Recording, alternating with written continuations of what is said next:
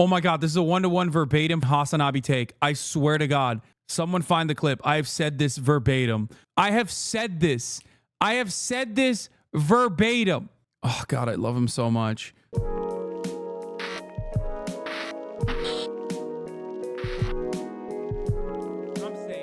If you are doing IRL, Bill versus Bill is hilarious. A must watch. Yeah, I do want to watch the Bill versus Bill. What this comedian said will shock you, and it's available for blows my mind. But also, but just talking straight to the camera, just starting, and it's just you. Rush Limbaugh did it. Yes, he did. And you do it. But that is a rare skill, my friend, to just go. It's probably some personality flaw in the rest of my life, but in that moment, it works. So, well, I know a lot of people that would agree with you. Well, I mean, don't you have a childhood that lends itself to humor because of, who was the Boston comic who used to say he had a bad father like you did?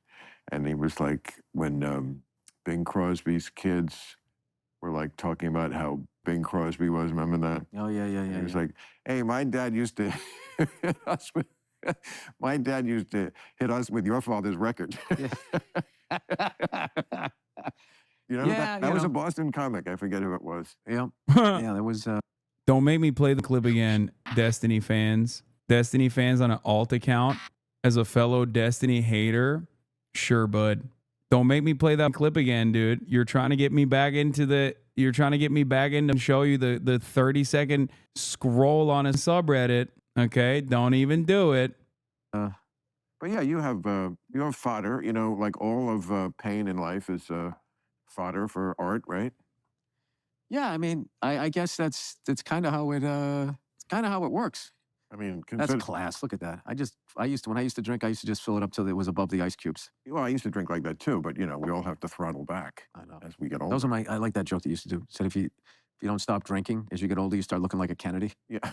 But it's not just. I said Ted Kennedy. Yeah. I mean, he did have that. He had a lot of demons. No, but he had. He would have been a hell of a stand-up.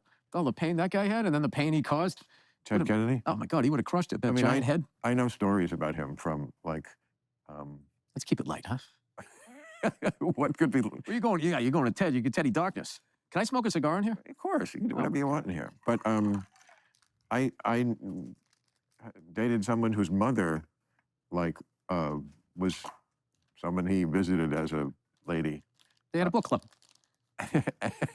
What do you defend? By the way, you were very good as Jack Kennedy in the Seinfeld movie. Oh, thank you. That was perfect. I had a great. Wasn't that a great movie? So good. I've loved it. And you know what? I have to say, and Jerry was here just a few days ago. I heard terrible things about it. To be honest, I don't know why. I think younger people, because I think younger people didn't know some of the references. I don't think they even saw it yet. I don't know where that came from. And then I watched it. I was like, wow. Not only is the concept so genius, the juxtaposition of the most trivial thing in the world, breakfast cereal, with all that stuff that was going on in the 60s, NASA, and the. What is this? I really like Bill Burr's whole arc. If you watch his specials chronologically, it's basically about a guy whose functional marriage is slowly making him less insane. Oh, yeah. That's true. That's true. The greatest thing that's ever happened, if you're an OG fan of Billy Bitch Tits, you know this to be an absolute fact. His friendship with Patrice O'Neal and his wife literally straight up made him into a well-grounded person. I know he is the original black girlfriend / black wife meme. Yeah.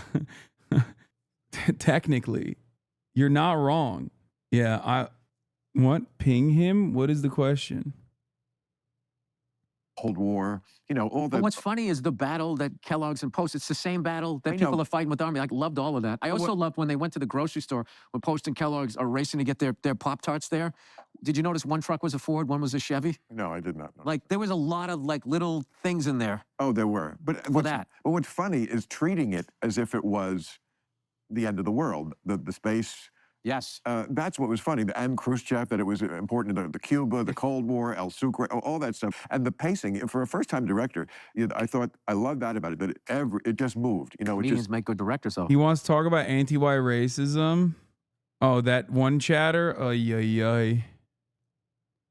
Oh, I forgot to show you guys this. The Daily Wire host defends using the anti-black racial slur in a friendly way. Walsh, no white person actually has any moral obligation to observe the insane, totally indefensible, ridiculous rule that decrees that this word is acceptable to be used in any and every context by one race, but in no context at all by another race. Get to the playlist. This is on the playlist. Shut the fuck up, Sheltered Rosebud. Take an hour off. We didn't move on. We're back on this. I want to get to the good shit, though. This is like banter. Burr directed this movie, Old Dads. Yeah, I saw it. It was good. You're right. I thought you were going to say I didn't think it was that good. No, I didn't know you. My heart just went down like that. I was like, oh God, I just set myself up. I actually didn't know you directed it. I directed it because there was no one available. That's the only reason why I did it, because we were coming out of the pandemic. So all the directors that were going to shoot something in 2020, whenever the hell it was, they didn't shoot it because we were quarantined. And then they were like 2 projects behind. So they started pulling that, like, it's going to go away. It's going to go away. Don't you save that for your parties when you're wearing your smoking jacket? Factory where it's like, okay, but it's a good conversation if my cigar goes out, buddy. Think of how many comics that is over 40 years. You know, it's not a common thing. Yeah, but that's like a special thing. There are timestamps in here. Where are the timestamps? What is this? It's literally just a racism factory now. Okay, where are the timestamps? You already watched most of the good shit. 1 hour and 5 minutes. That's where he starts talking about Palestine. Garrett. We have to do Garrett. Garrott. Brad Garrett. Garrett, like Garrett. Yes, with an O. So when he goes over there, they think his name's Brad Attic? No. So anyway, Paul McCartney, he was with this shoes. Bill Bullock's. Oh, here it is. A number of the songs. Dude, this is the most helpful. Dude, there are heroes. There are unsung heroes out there. Can I just say, there is literally no greater hero on the internet than the guy who goes through and meticulously details with accurate timestamps, the accurate fucking timestamps on a YouTube video. So that's okay. First, let's start about the cancel culture bit, and then we'll move on to 24-hour news commentary creates brain rot. Well, that's what's over. Cancel culture? Yeah, no one cares anymore. That's so not true. Either one of them could get canceled in the next 2 minutes. No. For what? For what? You're not doing anything. It was just like you did this joke about, you know, this group of people or that group of people, and I've decided to, I don't know. I feel like I'm going back 2 years of my life. Like I don't even think about it anymore. Nice ashtray, by the way. Isn't that lovely? Yeah. I've never known where I got anything. I probably should. Somebody gave this to me. Yeah. That's the kind of thing they used to give you when you retired after a while. Go watch in an ashtray. When you think Martini shaker. When you think about like how much, you know, I don't know, you probably had similar upbringings, you know, you treasured like almost every physical thing you had, even if it was a hand-me-down. Like you had just certain things in your little room. And then as you go through life, so much stuff, and you don't even know where you got all this stuff. Well, you know what about that? What's great about that is there's no upgrade. And everything became like disposable. Like electric cars are like laptops. Like after a couple of years, like they're not worth anything because of like the technology, which doesn't even make sense. But like same thing with like a laptop, with phones, all of that stuff. What do you drive? What do I drive? I'm a truck guy. I got a Ford F-250 and I have an old F-100. Really? Why? The same reason. Why does a guy drive a Ferrari down Sunset Strip and never take it to a racetrack? That's what he's into. My Ferraris, I always wanted a Ford F-250, 8-foot bed, regular cab. Why? Are you hauling dirt? Is that guy going to the racetrack? Have you ever driven one of those on a racetrack? You cannot flip them over. They're unbelievable, the technology and the respect you get for racing of what they're putting their bodies through. Because I didn't, you know, I was driving like an asshole. I finally realized that you try to go smooth around the track, not try to just stomp on the gas and slam on the brakes. But like, I like driving. That's why I like cigars. I like going slow because my brain goes fast. And there's something about driving a truck. It's slow. It slows me down. And I defend him. What do you mean? I love trucks. What the f are you talking about? I literally love trucks. I want to get the F-100 Concept Edition, the electric. You guys know this about me, I thought. Like, have you guys ever seen the F-100 electric Concept? I love that car. I love trucks. I think Toyota Hiluxes are the greatest invention of all time on 4 wheels. Okay, I love 4Runners, which is not really a truck, I guess, but it's still technically a ute. The Ford 100 to the Ford F-150 Lightning is decent, but nowhere near as sick as the Ford F-100 Illuminator. Here it is. It's only a concept vehicle, unfortunately. Wait, what? With new EV crate motor, customers can now buy? Wait, you can buy this? I thought this was not on sale. Okay, I know what my next car is. I was thinking about the G-Wagon. I was thinking about the electric G-Wagon. Customers can buy the crate motor, not the truck. Oh, okay. I was legitimately thinking about the G-Wagon, the electric one, for my next vehicle, considering that my lease is going to be up. After watching videos of it doing a G-turn over and over again, I got like kind of convinced that it's pretty sick. But I was talking to my friends who are very knowledgeable on Mercedes-Benzes because they used to sell them back in the day. And they were saying that the electrical work on a lot of the Mercedes electric vehicles, like the actual wiring or whatever the fuck, like it's sometimes has a capacity to fail. But anyway, you like driving. I love it. Me too. I would hate to be at that stage, or for whatever reason, where I had to be driven everywhere. You know, I mean, sometimes you do.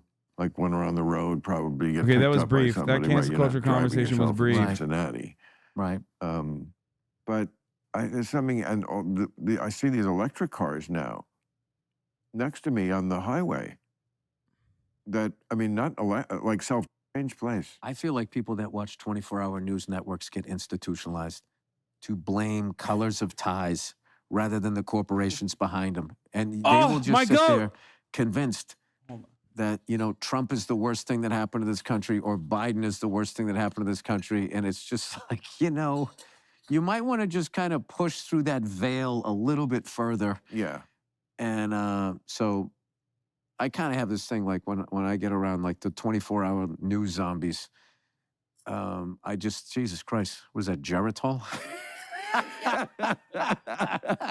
Nobody under the age of 50 got that one. Remember that? I was on the Lawrence Welk show. He used to peddle the Geritol. To my point, the 25-year-old is watching this going, look at these two old guys. They're not going, oh, the guy with the cigars, obviously 13 years younger. I know, but you have to go all the way down to 25 to appear my age. Well, I don't. You can see. Look at the difference. Look at the difference. You can just see the way we dress. We're not different people. This is like, you know, you come from, you know, the slacks generation. Like slacks were still a thing. These are not slacks were a thing. No, I look good. That's the difference. Is that you were wearing? Look good. You're wearing sneakers. Throw that in my face. You got a t-shirt on. Like You look like a defendant. You look like you're trying to beat a drinking and driving charge. He doesn't have any priors, Your Honor. Look at him. He's wearing his Chelsea boots. He's a, what do they call it? A productive member of society. He needs his car for work. I think that this should be a suspension, not a full-on. Acting Ivy League. You ever get bucked? One reason they are prima inter pares among rock gods is that they. I've never, when we were driving, my buddy had this sick ass, he had this F-150. I bet he was funny about it. Oh, he was hilarious. Okay. He was hilarious. Oh my God. About the truck?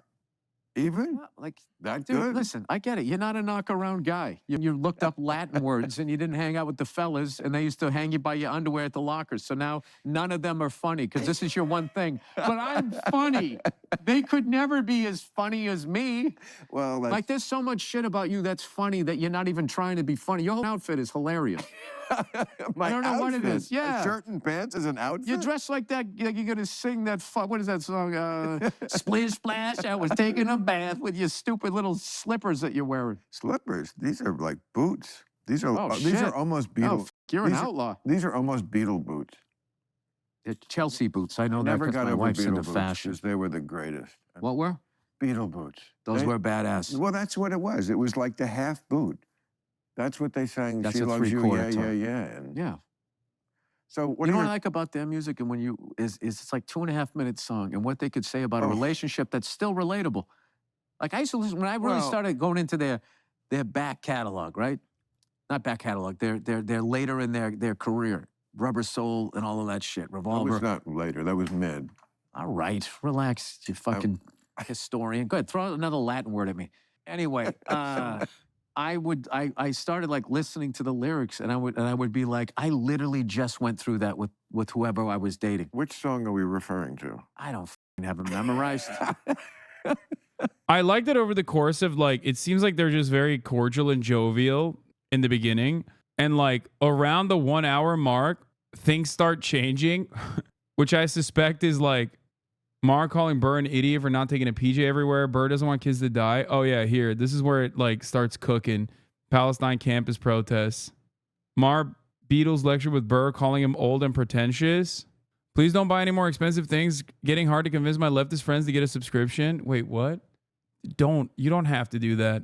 You literally don't have to do that. If they don't want to see ads at the top of the hour over the course of like an 8-hour broadcast every day that they're consuming and subscribe for that reason, like, that's one thing. But you shouldn't be going out to convince your friends to subscribe. You shouldn't be doing that.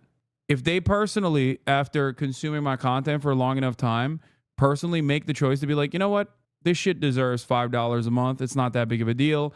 Or if they say, honestly, I already have a Twitch Prime subscription I'll use on him, that's fine.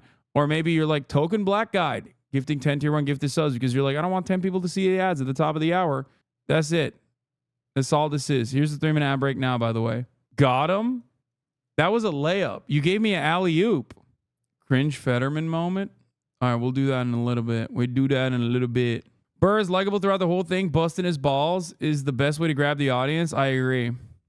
Thank you for the assist. Binaural beast? You doing CIA shit? What the is binaural beast? All right, let's get to the good stuff. I hate Harvard. Are you kidding? Have you heard what's going on college campuses these days? And the beautiful part is he's the one who brought it up. Watch the news. You don't realize that college campuses erupted with the kids demonstrating for Hamas? They are in with the terrorists. They were for the Palestinians. Well, it's sort of the same cause.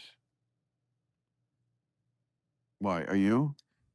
I'm on the side of the kids. Yeah, that's easy to say. You know, no one wants to see kids dead. This is a war. That was very brave of you to say that. This is a war. That's so funny. It's like no one. It's brave of me to say that I want to see some kids dead. Like that silence is so cutting. It's so perfect. God, it's hard not to glaze this man. Okay, I love him so much. Billy Bitch Tits. I know you don't know who I am, and I know you will never know who I am, but I love you, man. I love you, big dog. I'm a certified yapper and a grade A glazer, okay? The amount of energy I spend glazing old Billy Bitch Tits, old Bilbo Baggins over here, literally is melting polar ice caps, okay? He would destroy you. I would let him destroy me. It would be an honor to stand side by side with Bill Burr. If he was just like destroying my worldview, I would just sit there and I say, yes, sir, you're so right. I love him. He's phenomenal. He is a phenomenal person to be a spokesman for your cause, especially because he's, one, endlessly charismatic, and two, he does such a great job. He does such a great job of like dismantling talking points while looking like an everyman, you know? Like he looks like an average Joe. He sounds like an average Joe. Sounds like a stevedore. He has hundreds of, I guess, you know, tens of millions of dollars at the very least, but he still ultimately lives a relatively ascetic lifestyle. He's a bald king, and he has, in some ways, bro, stop pretending you're a nobody. I'm a nobody. I can go to the Met Gala and no one say shit about it. You're an influential person with a significant following. It's not out of the question for you. No, it's fine. He just does such a good job. He does such a good job of like dismantling reactionary talking points in a way that convinces the audience that like his interlocutor is the insane one. Okay? He does such a good job of being like, dude, what are you saying? Like he hits that line so well. Stop fetishizing the bald. I will never stop fetishizing the balds. You can't stop me. It's not illegal. Bill Burr story on your subreddit. What happened? My brother Jewish felt unsafe at the recent Bill Burr show. Why was it removed? Fucking bouncing on it like you're sitting on a spring sun. There are a couple people that I absolutely glaze. And back in the day, it used to be Bernie Sanders, old Bernardo, LeBron James still to this day, and Bill Burr. Those are the three guys that are my goats, okay? And yeah, Bernie is a little, I will always respect Bernie. Giannis Varoufakis and stuff I also obviously love. Oh my God, he's also bald. Oh my God, oh my God. Oh my God. Wait, LeBron James, Giannis Varoufakis, Bernie Sanders, Bill Burr. Oh my God. Oh my God. Oh my God. All my heroes are bald. What the Lenin? Stop. Stop. Oh my God. What is happening? What is happening? Okay, stop. Let's just continue. I'm the one who's actually brave on this.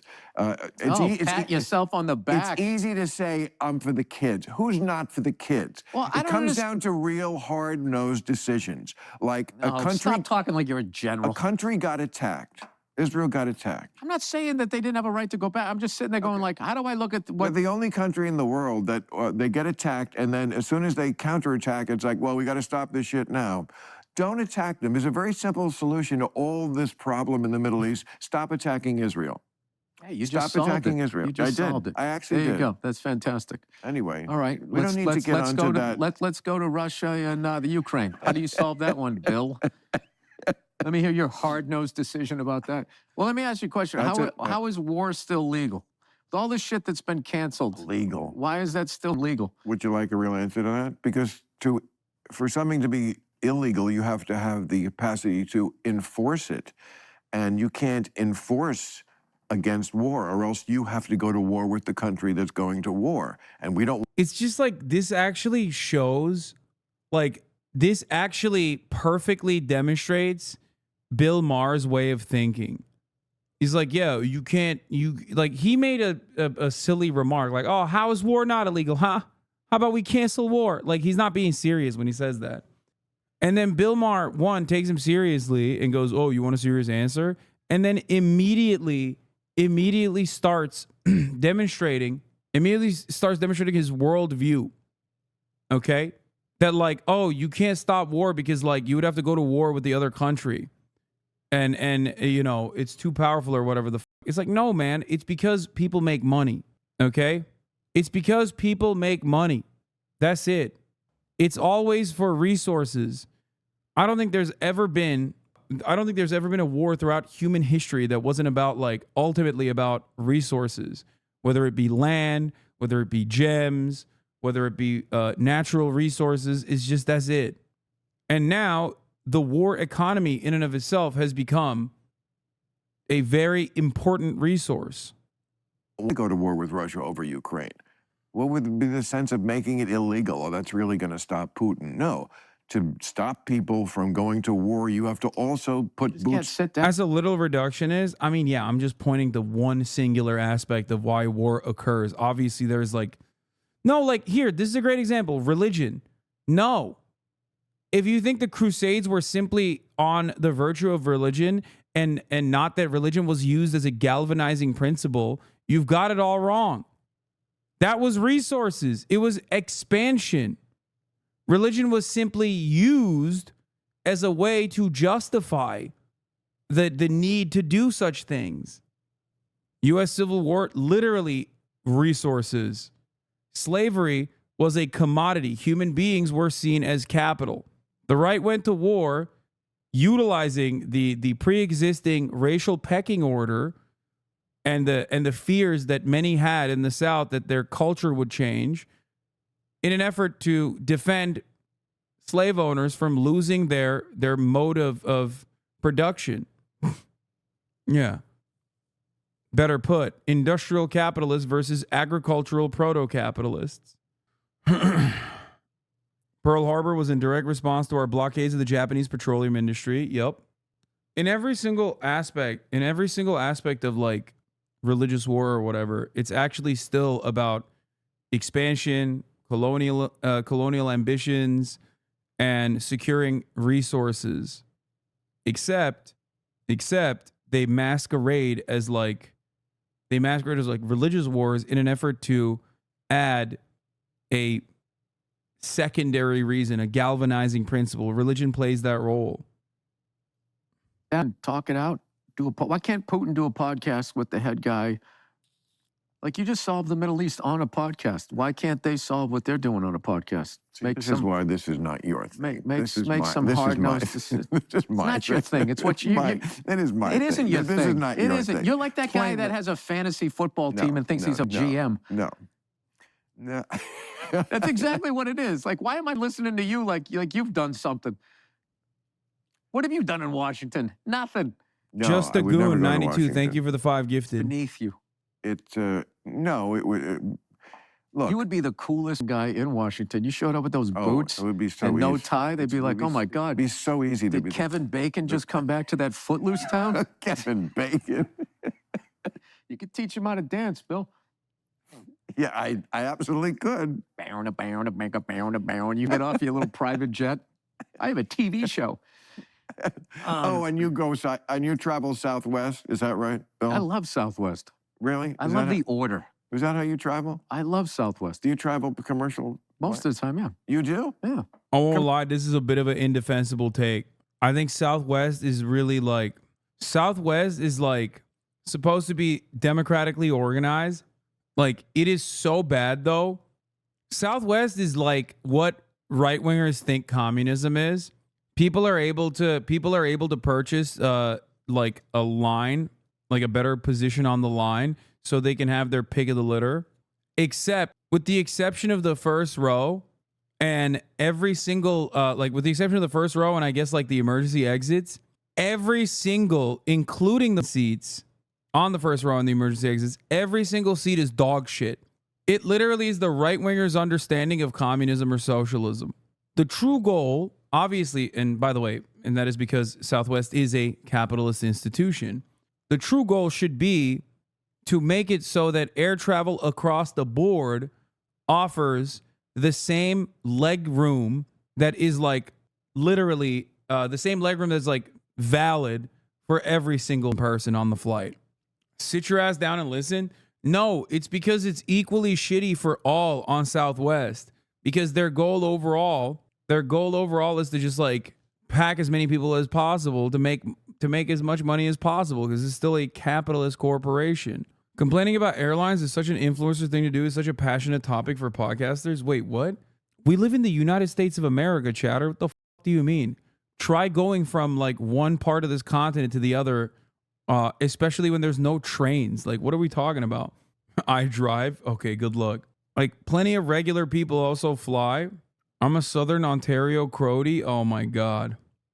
Like, come on, like you would spend a day in a train? I have. And it was a joyful experience every single time.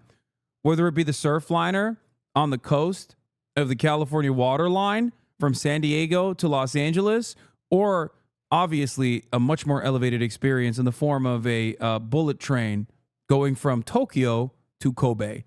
Okay? And in my childhood, I used to also frequently take the train in Turkey. Commercial. Yeah. Interesting. Bigger plane, better pilots. You don't get knocked around as much. You're riding in a Cadillac. The only thing that sucks about commercial is boarding.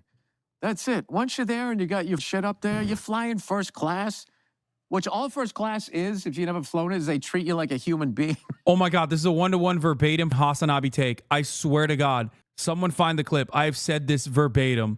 I'm not even kidding. The only difference between business class and economy, other than like the obvious legroom, is literally they treat you like a human being. I have said this. I have said this verbatim.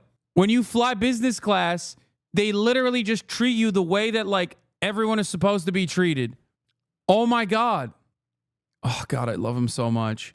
No, he's not a Hasanabi head. It's just that we view the world in similar lenses. Verbatim. I mean, it's not like that unique of a take, to be fair. But yeah, we just we think alike. opposed to the animals in the back. They just throw you back there. That was my whole career, working my way up to being treated like, remember the DC-9 when you just sit there and your window didn't open because there was an engine there? You don't remember that? I exclusively fly economy and honestly I'm being treated subhuman. Are you kidding me? Dude, I've been flying both to America since like a very early age. Obviously, I'm 32 years old now, so it's been like 30 years of flying. And I have genuinely seen the change in both American domestic travel and international travel, where they like through price leadership, not price fixing, mind you, price leadership, have created an environment that is like legitimately unsustainable for human life. Slowly but surely, over the course of years, they've literally made things that were obviously seen as amenities, things that were free with your ticket, become costly things that you have to purchase, all the way down to like literally only being able to bring a personal bag now in certain airlines. And for years and years, I did this thing where out of pure resentment and spite, I've talked about air travel quite a bit. For pure personal resentment and spite, I literally never even upgraded to, in early chatters remember this, I never even upgraded to Economy Plus. Back in my day, emergency rows were free. You didn't have to pay for that shit. It was free. You would ask kindly the wonderful lady or sir that you were too tall to sit in a regular seat, and if they could put you in the emergency exit, they would always say yes. Okay? Then they started charging for that shit. But not only that, but because I'm such a stubborn, spite-driven asshole, that I refused to even upgrade because I was like, F that. I would literally bring, if you guys remember, I would bring my big-ass bag that I would lug everywhere that had holes in it, okay? Because it was technically a carry-on, even though it actually wasn't a carry-on. It was like the size of a check-in luggage. But because I was a big dude, I would carry that shit around. Everyone used to make fun of me, okay? And then one day, I got upgraded to business class. And that's when I realized, like, what the fuck am I doing? Once my ass touched a lie flat seat, dude, my life changed. Once my ass touched a goddamn lie flat seat for a 6-hour flight, I was like, oh my God, I have literally been like, I have the capacity to buy this. What the fuck am I doing? What the absolute fuck have I been doing? I've been just like torturing myself in like insane amounts of knee pain, back pain, not even being able to fit on the seat without shoving my feet under the seat. Do you understand? I even talked about how my attitude, I was worried that I was going to become like out of touch as a consequence of such things, which in some ways I have. Okay? Hold on, my food is here. I can't. How about that last row in the DC-9? The window doesn't open. There's an engine right there, and then right across from you is the bathroom. And you got to listen to another human being take a shit behind one of those things starlets used to get undressed behind. I'm still stuck on you defending Still stuck on you defending commercial flights as better. Now, you can make the case that it's wrong to fly private. I get that. But I've never heard anyone make the case that it's actually better to be on Delta. That's kind of kooky. No? Oh, no, I hate Delta. Delta's the worst. I bet you fly private more than you're letting on. Listen, listen. If I have to go somewhere and I don't have enough time to get there. Oh, suddenly we've got an exception. No, I said mainly I fly commercial. Well, you're an idiot. This is an insane conversation that they're having, by the way. He's so mad that he said flying commercial is valid. It's like he's mad that he's saying you should fly commercial when you can, even if you have the money to fly private. Like, that's an insane... Like, how are you talking about how out of touch the kids are, bro? How? What an argument, dude. It honestly doesn't make any sense that he's out here being like, yeah, dude, you're crazy. You should be flying private all the time. Like, first of all, you're Bill Maher. Ain't nobody gives a shit about you, okay? You could fly commercial all day, every day. Nobody's going to be like... You're not Taylor Swift. And even then, I think Taylor Swift should still fly a commercial regardless. You shouldn't. You know what? What was this? If I don't agree with you, I'm an idiot. You're right. I apologize. John Varvatos shirt. You're not young. John Put on a sweater for sakes. We're not a sweater. Why? I have to be. At your age. That's the secret in life. Avoid that. No. Don't you think? No. No? Well, hey, I'm an idiot, right? No, I think the number one thing is to be your age. Like all these people, like they go do a college gig at my age. I'm going to be 56 next month. Be 56. Yeah. And come at them as a 56-year-old, and then you can give them advice on all the shit that you did and just say, hey, this worked for me. And you can just have a great time with them. You can have a great time. What fucks you up is if you're looking at what they're wearing and, you know, you come up with your little outfit. I don't know why that this simple shirt and pair of plain black Can I tell you jeans. something? There is absolutely nothing wrong with what you're wearing. That's why it's so much fun. To just make fun of it. It's a little bit of a pirate shirt. You got a lot of extra material in the, you know what, that's what it is. It's this. What? First of all, you should have buttoned that if you actually were the gentleman you're trying to be. Button this? Oh, Yeah. you're right. But You had a woman in your but you're life, right. she It's wouldn't let you almo- go on camera like It's that. almost like we're giving you like an advanced comedy test. Like, can you make fun of this? Which is All right, let's not pretty get bland. crazy like you're a fashion. Stormy Echoes, hey, not dogging on you. I'm generally really curious about the C drama. So if I call Frogan a cracker, does that work? Like the idea of a racial slur is that it's a slur targeted at a race, right? So if it's not, then that would be fine, right? I mean, you could call me a cracker. Many people do. I think it's pretty funny. I'm white. I'm sure Frogan would find it white too, or find it funny too. She is white. Fly first class. Well, not first class business. It's the same shit. But it doesn't matter. First class is just like more expensive for no reason. But once I started flying business, now I don't have that. I don't have that experience any longer. I don't. It's just the reality, right? It's just the reality. This was something that money was able to. This was something that money was able to open up for me, like the privilege of being able to fly like a human being and feel like a human and not like a piece of cattle shoved into a sardine-style tin can. Okay? So you're worried it will make you out of touch? And it does. It does make you out of touch. It does, 100%. So it's a deep cut with ethnic Santa. Kind of bland. You know, Like your opinions, yeah, exactly. oh, And then when I so go against, gratuitous. then I go, ooh, a big word, another big G word. Look at you. You memorizing that part of the dictionary? I don't have kids. I got all day long. I can read the dictionary and use my $3 words with a guy who unloads trucks. Oh, why do I think there's? Why don't we do we got to do a buddy movie. This is like perfect. This is Walter Matthau, I'm Jack certainly Lemmon. not going to do a movie, but there is something about. You seem like an actor. There is something very very mineable about this vein of comedy of the single guy, the married guy, the pompous professor guy, but I and also, the blue collar guy. I mean, it does kind of write that it. was Breaking Bad.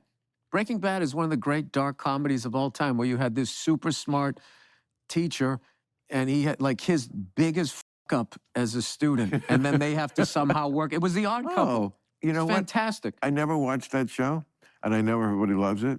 I'm going to watch it now because that is interesting to me. I'll tell you what was the coolest thing about that show is, you know those, anytime you make a TV show or a movie, you always have these people that go, no, that never would have happened like that.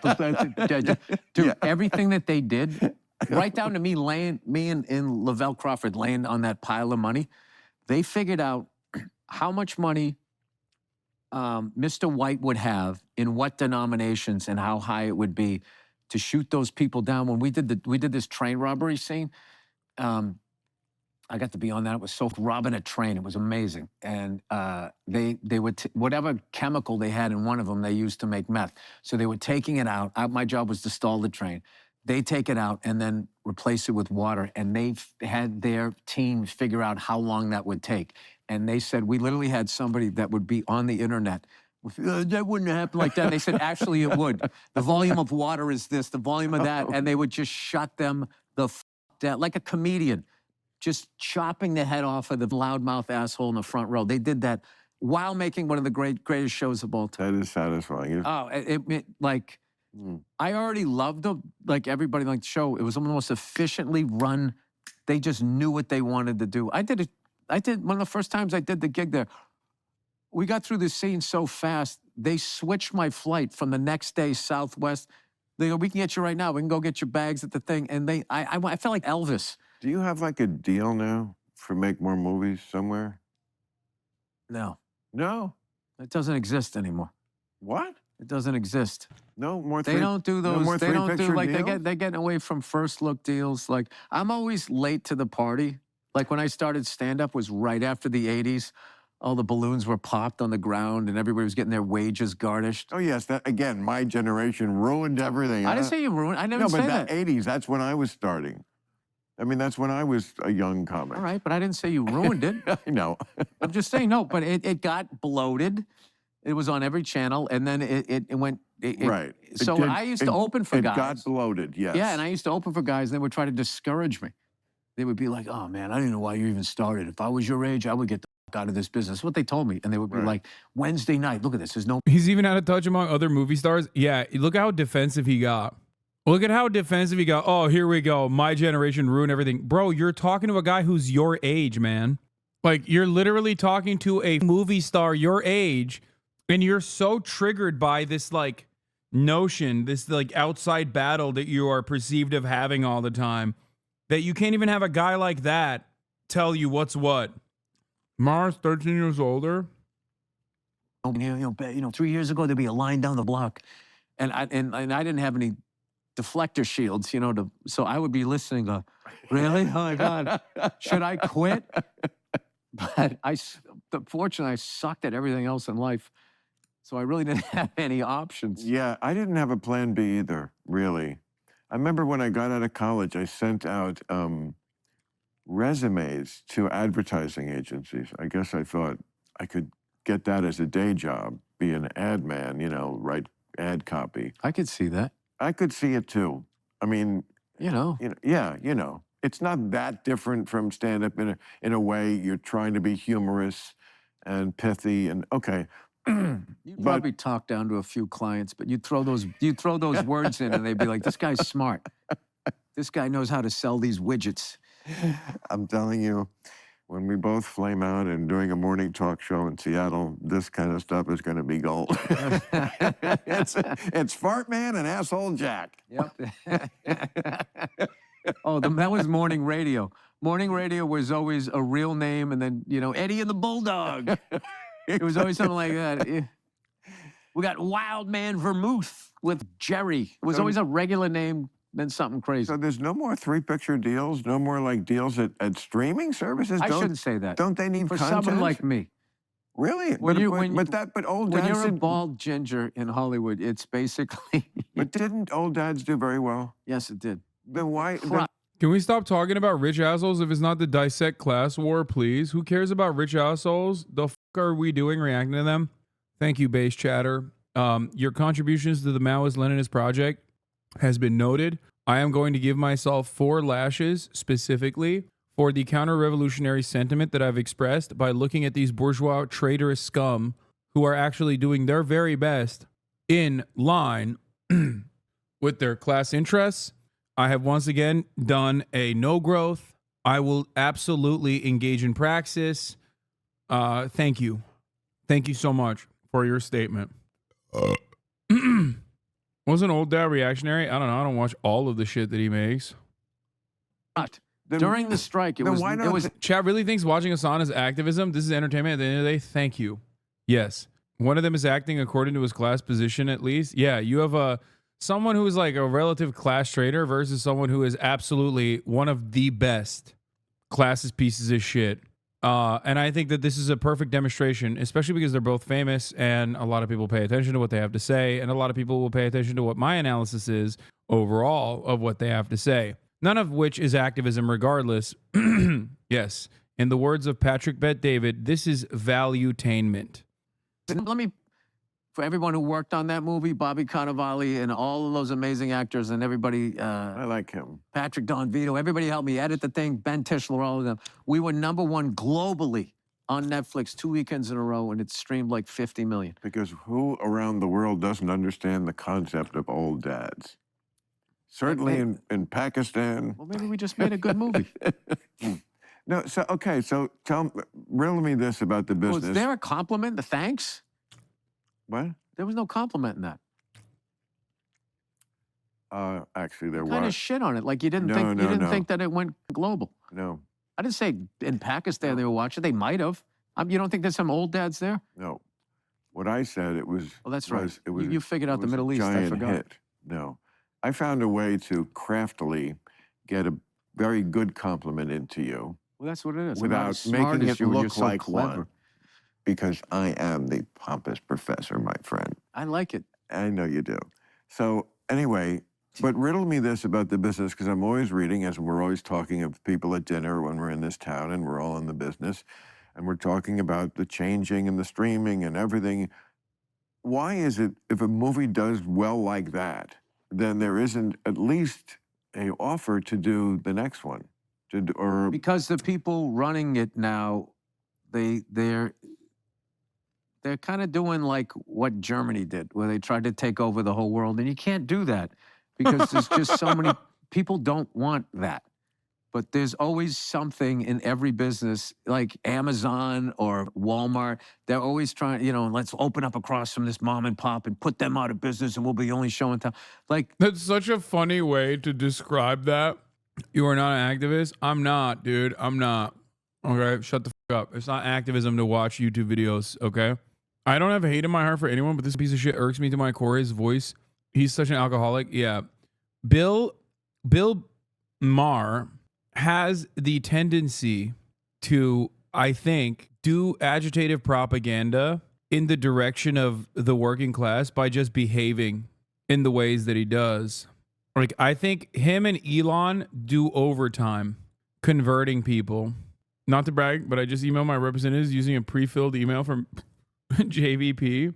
Nail care. Meanwhile, you're watching Bill versus Bill. Keep it up, sweaty. Respect. I love that. There's just always people doing that. You glaze him so hard. Dude, you didn't understand what I was talking about. I literally am not even talking about Bill Burr. I'm talking about Bill Maher and saying he's a piece of shit. And his behavior is so smug and so elitist and so out of touch that he unironically converts people towards being pro-labor in order not to be on this asshole's side. So what does that have to do with hiring a guy who just had a big hit movie to do another hit movie? If you want to take over the world. Streaming service have devalued art. Where back in the day, you used to pay $10 to go see a movie. Now, $20, you get all the movies. That's what I'm talking about. We're talking about you ask me a question, I'm trying to answer it. We're talking about success. The movie. Why don't you just tell me what it is rather than ask me? We can save some time. No, I'm asking because I don't understand. The movie had success. Doesn't matter if it was art or not. It had. And I can tell you what happened to me. I went back and I pitched another movie to 2 junior executives, and I waited 6 weeks to get an offer that it was just like it never happened. Still starting out like that movie never happened. And that's kind of like, that's how the acting world, that's why I think being an actor is so much harder than being a comedian. Because if I come through town, first time I headline your club, I draw okay, but you see I'm funny. We'll take another chance on this guy. I come back. Even if the same 30 people show up, but you see I have a whole new act, they see it. And you've proven you're funny. I don't have to reprove that I'm funny. No. Again, we're an actor. This actor's with an Oscar. And there's people going, yeah, I don't know. Can they play that? It's like they won the highest award. And I have empathy for actors for the lack of control they have. First of all, you do the performance. And if you're not in the edit, especially if it's a comedy, right, and you get the wrong guy editing it, they're going to leave you hanging out to dry. Like, the actors really are like the quarterback of the team, where it's like, if you win, you're Joe Montana. If you lose, you're a bust. And like a lot of times, and as you're making a movie, you have no idea how it's going to come together. No idea. I've been on enough movies to know it is just always a mystery. There's so many things that can go wrong. Are they going to promote it? I did this really great movie, Front Runner. Bill Burr did not do a good job in this debate. All he did was ad hominem Bill Maher for having more class than him. And it came out the same weekend as Aquaman. And it was just, I saw one of the stars promote it for like 2 days. Yeah, I never heard And of then it. the next time I saw him, he was promoting his next project. And I said, oh my God, they're burying it. It's Chatters, he's joking. Calm down. Jesus Christ. He's obviously joking. Oh my God. I know the environment is stressful right now because we watched Bonarelli clips earlier. But goddamn, son, dial it back a little bit. We're having a little bit of fun, okay? It's not going to get, and it's What just. was it on? What was it? It was in the movie theaters. It was in the theater. Yeah. I mean, most. It was. You would have liked the movie. It was about Gary Hart. I would have watched it. It was Gary about Hart. Gary Hart, and it was about the first politician Never heard of it. where they went into his personal life, and there was this big debate. What did you play? I played one of the reporters for the Miami Herald, and the big thing was. Oh yeah. There was like a battle at the paper. They had this great scene where it's like, we can't run this because we'll be like a tabloid. And then the big thing was Gary Hart said, hey, I'm an open book, you know, go ahead, look at everything. Right. He said that No. because infidelity, Teflon Don, none of it's 4 years. Bill Clinton comes in and he's like the Teflon Don, none of it sticks to him. And he still ends up getting elected and does 2 terms. Like, he must have been thinking like, oh, I could have done that. I hate how Maher used to be this hero for stoners, and now he can't even drink a glass of whiskey and smoke a J without sounding like he's about to pass out. You should be able to do that easily. Pathetic. He also, yeah, I'm going to watch this in a second. I know.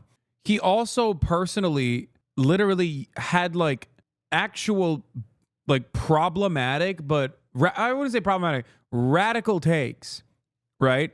Like religious Bill Maher, like back then, yeah, sure, he was still like an Islamophobe and whatever, but he also had smoke for a lot of, like for other, for all of the other religions. But beyond that, he straight up said that 9/11 attackers, like him or hate him, are actually participating in an act of bravery in comparison to what we do, which is lob missiles from thousands of miles away. That is a literal take. That's a Bill. That is a cert. He's the original 9/11 Andy. He said, doesn't matter what you think. You want to talk about bravery. The 9/11 attackers used box cutters to take a plane and drive it directly into the Twin Towers. That is, and that was, by the way, like 2 days after 9/11. He said that, I think, within the 24-hour time frame or something like that. Like it was an unimaginable quote. He said, it's not brave to kill people, in my opinion. Yeah, no shit. This is not even to hype up the, Muhammad Atta and shit. Okay, it simply is a statement about the way that this conflict plays out, the way that this conflict unfolds. Okay, we talk about the bravery. Yeah. We have been cowards, lobbing cruise missiles from 2,000 miles away. That's cowardly. Staying in the airplane when it hits the building, say what you want about it, not cowardly. That's what he said. On Politically Incorrect, the show that once followed this. And he was unimaginably canceled. Like, he literally was canceled for that. His show was canceled for that. Like, I'm shocked that his life wasn't canceled for that. I feel like if he was Muslim, they would have killed him. He made this infamous comment less than a week after 9/11. We have... Yeah, okay. It was a week. It was less than a week after 9/11. Think about how insane that is. People canceled me because I said America deserved 9/11, like almost 20 years after the fact. This motherfucker literally said it like in the week. There were still Americans under the rubble at that point. Okay? We had not even made an accurate assessment of the accurate death toll. And this motherfucker, like, you know what's brave? 9/11 attackers. Big cowards lobbing cruise missiles from 2,000 miles away. That's cowardly. That is a Staying in the airplane when it hits the building. Say what you want about it, not cowardly. Now, what's ironic about that statement is that he's basically saying what I have said as well in a different way, which is 9/11 is America's chickens come home to roost moment, right? Like, obviously, if you keep meddling in the affairs of the Middle East over and over again and lob cruise missiles over and over again in the Middle East, like, someone's going to be like, all right, fuck you then, right? That's basically what he's saying. He's saying it's like unironically cowardly to do that where the fuck we're at. And then, of course, it's going to end up, you know, of course, it's going to end up hurting us. Okay? The timing is everything in comedy, and making a 9/11 joke on 9/12 is impeccable timing. Yeah. So what I find really interesting, what I find particularly illuminating about like the career trajectory of Bill Maher after that is that like he obviously recovered from that. It took a long time to recover. And I think that broke his mind on like, I guess that broke his mind on one, cancel culture in general, because he actually did eat that cancel culture dick. And he also leaned into more reactionary attitudes that he had towards Muslims, which was like a perfectly permissible target. It was a valid target. It was a target that everybody loved when he got edgy on. And I think that's what it is. It didn't take that long. He immediately got a show on HBO a few years later, less than 5 years later. Are you kidding me? 5 years is an insane gap in your resume. That's 5 whole years, bro. You can't say immediate. Yeah, that is a valid cancellation. Like, and valid is in like, not that people were valid for canceling him. I'm saying that was a real cancellation. That actually was a cancellation. Bro was unemployed for 5 years, and you just said, "Oh, that's nothing, dude. He's rich. He can withstand it." It's like he was basically in the beginning of his career too. Like, I mean, it wasn't beginning, but like, you know, that dude went from network TV to premium cable. I know he still found a way to overcome it. I don't think you guys understand. Okay. He said something that was bold at a time when statements far kinder than that was considered unimaginable. Okay. The point I was trying to make here is that I think played a role in his radicalization. That I think played a role in the way he operates. I didn't know that. Right. Yeah. I could have just went like, you know, I did not have sexual relations. I love the look of determining. I did not. Like, I always wondered if he stood in the mirror and got that bottom lip. He was something. But yeah, I'm still so puzzled by this though that I mean, just in their interest, you'd think it would be in their interest if you did something that was successful for them to want to. That's all. I mean, you could always count on that in show business. Art is just always that. If you're lucky, it coincides with their business interests. But profit, success, people bought it. That's what they care about. That's what I don't understand about this. It's in their interest. So something is very fucked up in this media age we live in when success is not rewarded. And I've heard a lot of people say that about streaming, that success is not rewarded like directly like it was back in the day. You bought a record that went to #1. You know, people actually went to the store and bought it. We knew which was most popular. Same thing with movies, the box office, like streaming. Yeah, now like streamers, they're holding all the cards. It's like Stripes. Remember Stripes, that great scene? John Candy, he's looking, yeah, man, you lost again. He's looking at his cards and shit. Like, you know, they give you the numbers, and it's just like, how do I know that's true? Like, like you have, like, for the awards season, they can go, this is a massive hit, blah, blah, blah, blah, blah, blah, blah.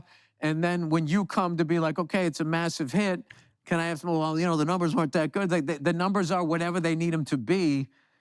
It's become like that. So, I mean, so I just roll with it. I mean, if that's I don't think it's going to stay like this. Like, and it's like. Like, are you working on scripts though for idea? Yeah, we're me and Ben Tushel, we're writing another one. We got another great idea. It's another thing. It's in the title, you know what it's. That's what I liked about Old Dads. You knew what it was. Right. And then within that, you could touch on a lot of bigger topics with just regular people. Like we were commenting on, you know, sort of like summing somebody up in one tweet. And you like the process of like writing a movie with somebody?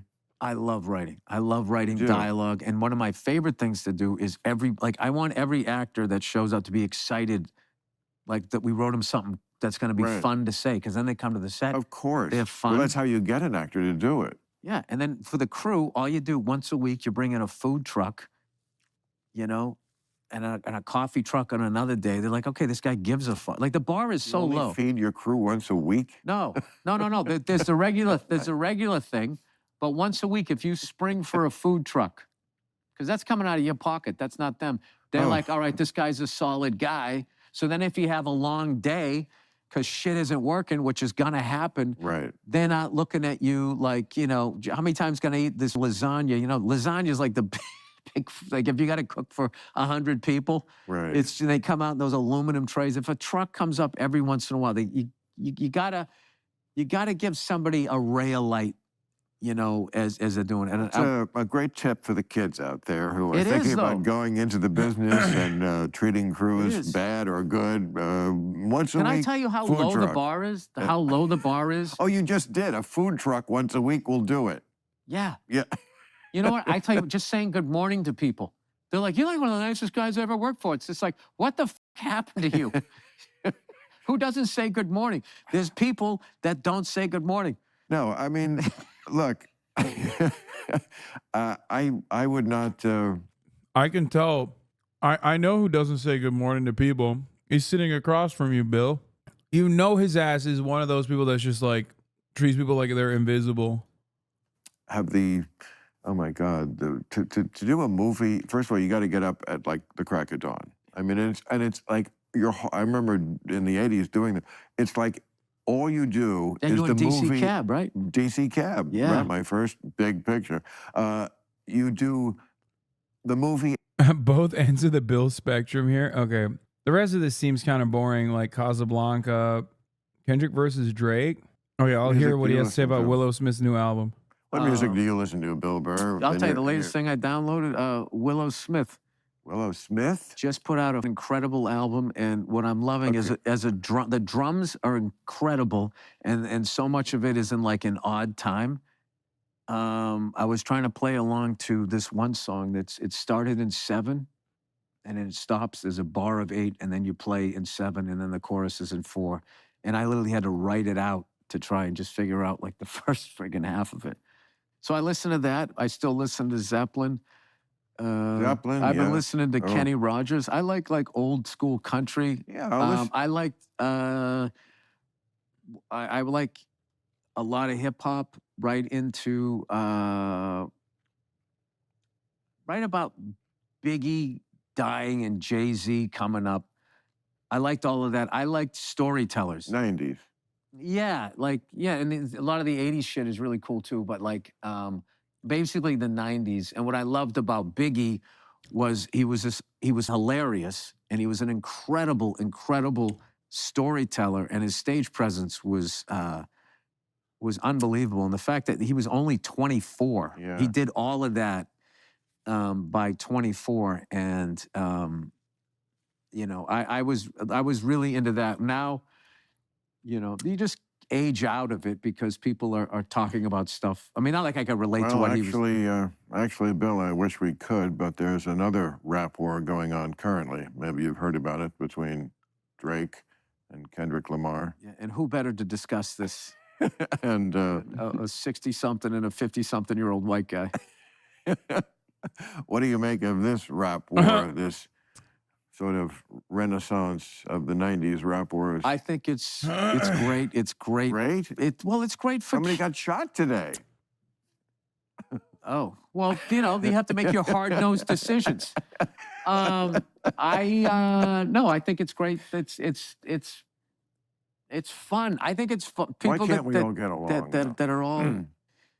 Why can't we all get along? Because sociopaths want all of it. But why they don't want to share. Why Drake and Kendrick Lamar? I mean, why are mommy and daddy fighting? I don't know where you're going with this. Why are they? What? I believe the kids call it beefing. I know. It is beefy. I know. I'm single. I'm into all this. No cap. Okay. I don't know. I don't know anything about. I don't know anything about that world. You know, I don't know. I don't know. Has 60 Minutes done you yet? No. See, it never stops. That whole thing about, you know, why am I not? Somebody passed me. They got 60 Minutes. No. No, like. but I like where I am in this business. Yeah. I like that. I just do what I do, and whoever likes it, and whoever doesn't moves on to something else. I don't have like Bet you that. 60 Minutes does you within the next 2 years. I'll take that bet. All right. Well, I had a ball. I had a great time. I hope so, because You're my favorite smarmy person in this you're business. my Okay. Hey, Clubber. I can see why you glazed. Burr carried so hard. Of course.